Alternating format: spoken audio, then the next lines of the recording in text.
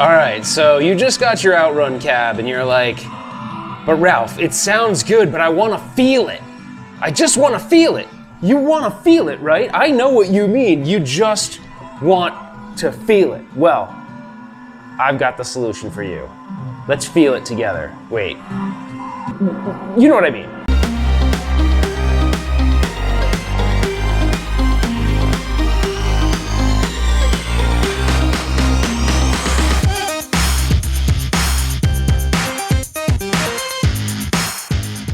All right, so guys, we're gonna dive right in. So what do I mean by feel it? Okay, so what you're gonna do is you're gonna install the Dayton Audio transducer on the bottom of the seat. Now, people use these in home theater applications to make a rumble sound, you know, when you have big bass notes in movies and stuff like that.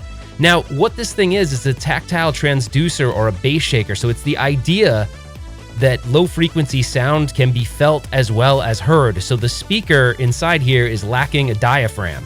So the shaker transmits low frequency vibrations up against the surface. Now, the only issue I have right now with this solution is the speaker wire. You're gonna have a speaker wire that runs from the transducer bench to the amplifier. I'm sorry, I don't have a good solution for this unless there was such thing as wireless speaker wire, but there isn't. So you're just gonna have to deal with that part of it. All right, so what else do you need to do? So the main PCB is right here. Now, normally you'd have just your speaker wire hooked up directly to the PCB. We're gonna need to install this splitter cable, which actually takes one male end, 3.5 millimeter, and gives you two female ends on each side. So one side's gonna go to the stock speakers, and the other side's gonna go to the amplifier that's driving the transducer. And the other end of this cable's got two RCA jacks. I'll have links in the description of all of this stuff. And what you'll need to do here is just take the other end of the speaker wire from the bass shaker and install it where it says super bass. And you'll see there's a positive and negative, so it's easy for you to match that up with the bass shaker. And then on the front, my settings are really pretty easy. The volume could be max or minimum, it doesn't matter. That's actually not what controls the bass shaker. Your bass is gonna wanna be all the way up, your treble will be all the way down, and you can play with the minimum, maximum bass volume. You can see where I have it there. You know, the more rumble feeling you want, you can move it further up or less. You'll have to play between this and the volume setting on the arcade till you get it to your liking, but it's really easy once you get it going. But that's really all you need to wire it up on the back side. And then there isn't a power solution, so they're both plugged into a normal wall jack, so the amp will need to be powered on and off manually. If someone can come up with a good solution for that, you know, give it a shot. You could hook it up to like an Alexa smart plug or something and have both of them hooked up and just say, Alexa, turn on Outrun or whatever. So this isn't a solution for a single power on, power off, just to let you know.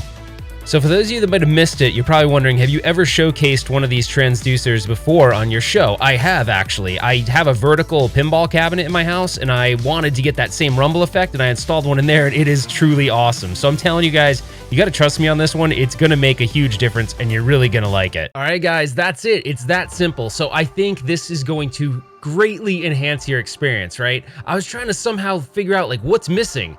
And it's all these older arcade games just had awesome sound systems. So you add this transducer, I'm telling you, the cool thing is it's gonna give you that feeling and that experience that you want, and everyone else isn't really gonna be affected by it because it's not so much making the room loud, it's just making you feel it in that, you know, in the one that's using the machine.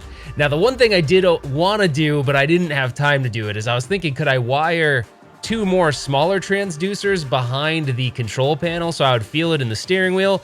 It wouldn't be force feedback, but it might give you even more of a sensation. That might be taking it too far, I'm not sure. So if someone else wants to do that and comment below, that'd be great. The only thing I didn't include in the parts list in the description is a screw kit.